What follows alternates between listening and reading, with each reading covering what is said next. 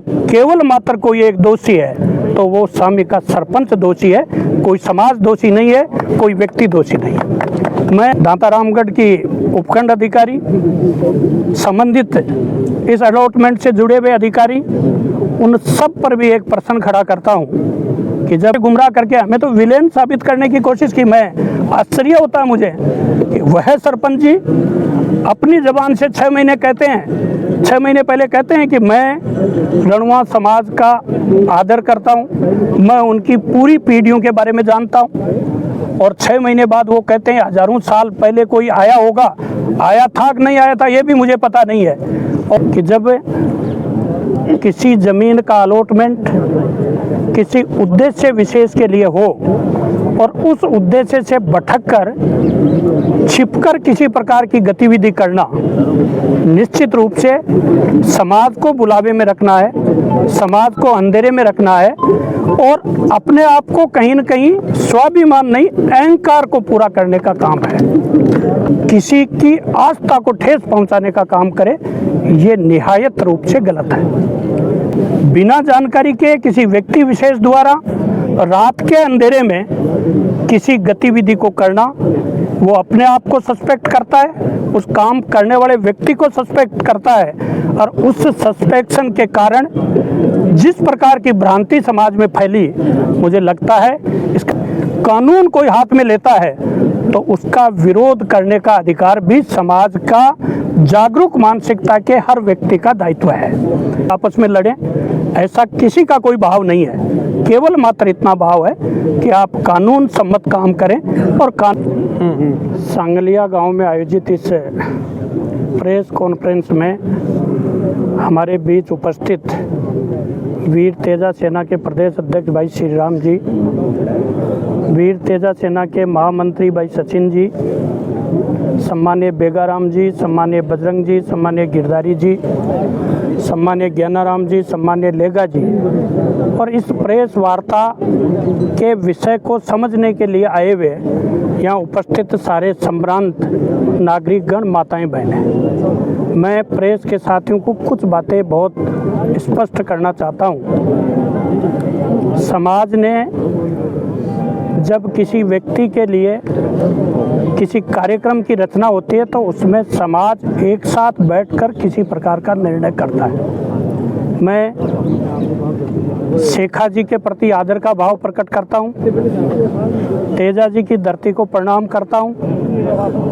महाराजा सूरजमल जी को प्रणाम करता हूं, और आप सबको कहना चाहता हूं कि जब किसी ज़मीन का अलॉटमेंट किसी उद्देश्य विशेष के लिए हो और उस उद्देश्य से भटककर छिपकर किसी प्रकार की गतिविधि करना, निश्चित रूप से समाज को बुलावे में रखना है, समाज को अंधेरे में रखना है और अपने आप को कहीं न कहीं स्वाभिमान नहीं, अहंकार को पूरा करने का काम है।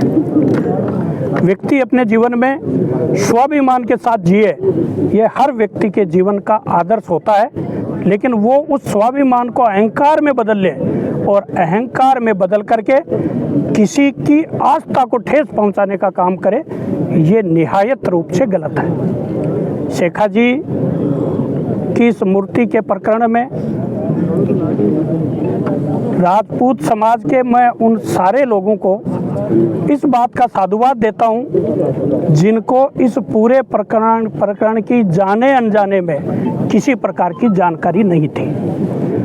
बिना जानकारी के किसी व्यक्ति विशेष द्वारा रात के अंधेरे में किसी गतिविधि को करना, वो अपने आप को सस्पेक्ट करता है, उस काम करने वाले व्यक्ति को सस्पेक्ट करता है, और उस सस्पेक्शन के कारण जिस प्रकार की भ्रांति समाज में फैली, मुझे लगता है इसका केवल मात्र कोई एक दोषी है तो वो सामी का सरपंच दोषी है, कोई समाज दोषी नहीं है, कोई व्यक्ति दोषी नहीं है। मैं आप सबको इस बात को भरोसे के साथ कह सकता हूँ कि देश में कानून बना हुआ है, कानून के साथ किसी भी काम को करे उसमें समाज में जीने वाले प्रत्येक व्यक्ति को बहुत मनोयोग से साथ खड़ा रहना उसका निजी दायित्व है। लेकिन कानून कोई हाथ में लेता है तो उसका विरोध करने का अधिकार भी समाज का जागरूक मानसिकता के हर व्यक्ति का दायित्व है। जब जमीन अलॉटमेंट पार्क के लिए थी, उसमें यदि मूर्ति लगानी थी तो मूर्ति की अनुमति लेनी थी। अनुमति का प्रोविज़न है, उस प्रोविज़न को पूरा करना था, किसको क्या आपत्ति थी। और आज भी मेरे से पहले ज्ञानाराम जी ने, बजरंग जी ने, भाई श्री राम ने कहा है कि हर गांव में शेखा जी की मूर्ति लगे, हमें कहाँ आपत्ति है। हम उनका उतना ही सम्मान करते हैं जितना तेजा जी का करते हैं। वो महापुरुष थे और महापुरुष को कभी कोई व्यक्ति जाति में बांटने का कोशिश करता है, मुझे लगता है जीवन में उसकी सबसे बड़ी भूल है। वो जब अच्छे काम करता है तो एक जाति के लिए नहीं करता, वो पूरे मानव समाज के लिए करता है। और जब मानव समाज के लिए किए हुए काम के बदले कोई महापुरुष बनता है, उसका आदर सबको करना चाहिए। इस जाजम पर बैठे भी और इस क्षेत्र में बैठे प्रत्येक व्यक्ति सम्मान के भाव से शेखा जी को देखते हैं। उनके मन में उनके प्रति किसी प्रकार की दुर्भावना नहीं है। लेकिन मैं इतना ज़रूर कहूँगा कि कानून का पालन करना इस देश में रहने वाले हर नागरिक का दायित्व है, कर्तव्य है। अब मैं दांतारामगढ़ की उपखंड अधिकारी, संबंधित इस अलॉटमेंट से जुड़े हुए अधिकारी, उन सब पर भी एक प्रश्न खड़ा करता हूँ कि जब किसी उद्देश्य विशेष के लिए ज़मीन अलॉटमेंट की बात है, अलॉटमेंट का पत्र में स्पष्ट रूप से लिखा है, मैं मीडिया के साथियों को कहूँगा आप उसकी कॉपी लीजिए। उसमें लिखा है गांव के बुजुर्गों को घूमने के लिए एक पार्क की स्थापना करनी है। तो जवान का भी पर्वत पर चढ़ना मुश्किल हो जाता है, बुजुर्ग कैसे चढ़ पाएगा? हास्यास्पद बात है। और आपके मन में छुपा हुआ कोई और भाव है, छुपा के रखने की जरूरत नहीं थी। मैं सरपंच जी का अभिनंदन करता, पूरा समाज अभिनंदन करता। वो बहुत खुले मन से एक प्रस्ताव लेकर आते कि सामी गांव में इस पर्वत पर हमें शेखा जी की मूर्ति की स्थापना करनी है, सब लोग एक साथ होते। वो जिस ढंग से छुपी मानसिकता से, न केवल हमें, अपने राजपूत समाज को भी, आप बात करिए कितने लोगों को इस बात की जानकारी थी कि इस प्रकार पार्क की ज़मीन अलॉट करा करके हम उस पर मूर्ति रखना चाहते हैं। यदि ये बात की जानकारी होती तो समाज के लोग पूछते उनसे कि आपने क्या मूर्ति स्थापना की अनुमति ली है?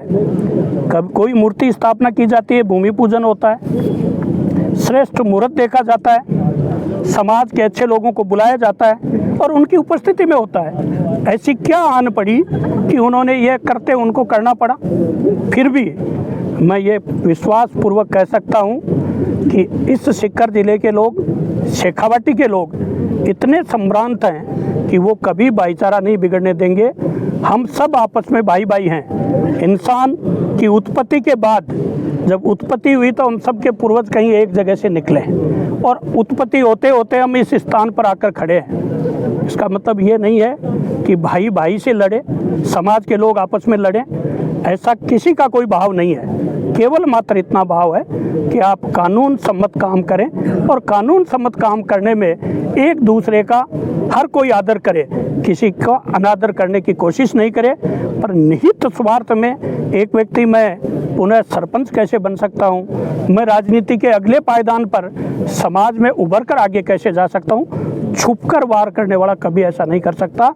जिसको ऐसा कुछ करना है वो बहुत खुले प्लेटफॉर्म पर समाज के बीच चर्चा करके एक व्यवस्थित स्वरूप से कानून सम्मत काम करेगा, वो निश्चित रूप से एक दिन श्रेष्ठता की तरफ आगे बढ़ेगा। मैं यहाँ इस पंडाल में उपस्थित सारे लोगों की उस भ्रांति को भी दूर करूँगा कि एक भ्रांति खड़ी की गई कि इन लोगों ने कह दिया यहाँ मूर्ति लगा लीजिए। हमने इस प्रकार की कोई बात नहीं कही। हमने ये ज़रूर कहा कि रणवा की आस्था विश्वास का जहाँ केंद्र है उसको आप किसी प्रकार से छेड़छाड़ नहीं करोगे, वो बात हम आज भी करें। बाकी हम कोई ये कहे कि हमने मूर्ति का स्थान तय कर दिया, हम कौन होते हैं जी? हमारा मूर्ति का स्थान तय करने का अधिकार क्या है? क्या वो रणवा समाज की ज़मीन थी? क्या वो हमारे कहीं अलॉटमेंट की ज़मीन थी? वो सरकार की ज़मीन थी। इस बात को तय सरकार करे मूर्ति कहाँ रखनी है। मूर्ति की अनुमति की एक प्रक्रिया है, उस प्रक्रिया का पालन जिनको मूर्ति रखनी है वो करें।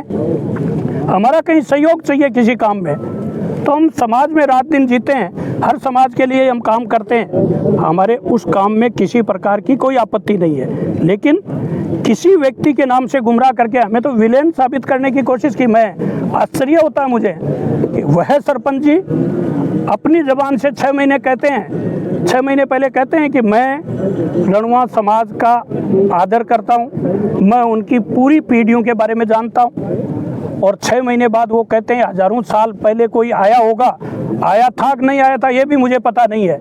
और वो केवल आया था कि नहीं आया था यही नहीं, गांव के लोगों ने जाके रणवाओं को बहका दिया, इसलिए रणवाओं ने यहाँ आके किसी प्रकार का कार्यक्रम किया। मैं मीडिया के माध्यम से आप सभी को अवगत कराना चाहता हूँ, हमारी मानसिकता डिस्ट्रक्टिव न थी, न है, न भविष्य में रहने वाली है। हम समाज एक जाजम पर बैठकर भाइयों की तरह एक थाली में साथ भोजन करें, इस प्रकार की मानसिकता के सब लोग हैं और उसी मानसिकता में हम आगे बढ़ना चाहते हैं। मैं भाई श्री राम ने कल मुझे कहा कि हम वीर तेजा सेना की तरफ से एक प्रेस कॉन्फ्रेंस करना चाहते हैं और विशेष रूप से आपको और बजरंग जी को लेकर करना चाहते हैं। मैंने कहा स्वागत है, आप जहां प्रेस कॉन्फ्रेंस करोगे हम वहां आएंगे। मैं मेरे किसी पार्टी के काम से मेरी झुंझुनू ड्यूटी थी, मैं बीच में इस प्रेस के लिए आया हूं आप लोगों के बीच, और मैं इससे तेजा जी के प्रांगण में उपस्थित सारे लोगों को ये विश्वास पूर्वक कहना चाहता हूं कि हमें किसी प्रकार से कानून को हाथ में लेने की ज़रूरत नहीं है।